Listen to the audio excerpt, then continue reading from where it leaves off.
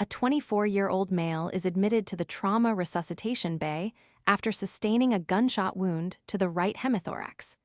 I am showing you his initial chest radiograph and a follow-up chest radiograph obtained 4 days later. Describe the findings. The initial chest radiograph demonstrates a large, ill-defined area of airspace opacification in the right lower lung zone, adjacent to several retained metallic bullet fragments. This is consistent with an acute pulmonary contusion. The follow-up radiograph at day 4 shows significant clearance of this alveolar opacification. However, as the contusion resolves, a well-defined ovoid cavity containing both air and a dependent fluid level is now clearly visible in the right mid to lower lung zone.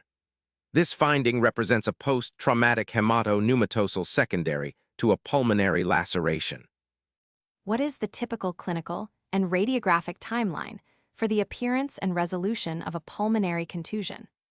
A pulmonary contusion is an early sign of thoracic trauma, typically appearing on chest radiographs within 6 hours of the initial injury. It characteristically begins to improve within 24 to 72 hours and resolves completely within 7 days.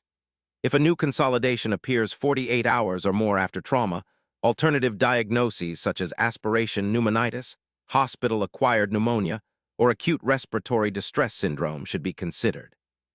What is the pathological difference between a contusion and a laceration? How do they appear on computed tomography, and what is the key clinical management strategy? Pathologically, a contusion represents alveolar hemorrhage and edema without parenchymal tearing, which on computed tomography shows ground glass or consolidative opacities, often with a characteristic 1 to 2 millimeter subpleural sparing. A laceration represents a physical tear of the lung tissue, appearing on computed tomography as a gas or fluid-filled cavity. Lacerations take weeks to months to resolve. Management is primarily supportive, focusing on adequate analgesia to prevent splinting and atelectasis, aggressive pulmonary toilet, and supplemental oxygen.